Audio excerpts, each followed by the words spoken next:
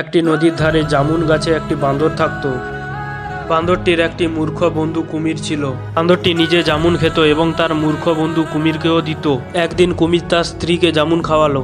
তখন কুমিরের স্ত্রীর মনে খারাপ বুদ্ধি আসতে লাগলো। কুমিরের স্ত্রী কুমিরটিকে বলল, যদি এই ফল এত মিষ্টি এবং সুস্বাদু হয় তাহলে জামুন খাওয়া বাঁদর কেমন সুস্বাদু হবে। আমি তার কলিজা খেতে চাই। মূর্খ কুমির বাঁদরটিকে বলল, আমার স্ত্রী তোমার জন্য একটি ছোট্ট আয়োজন করেছে।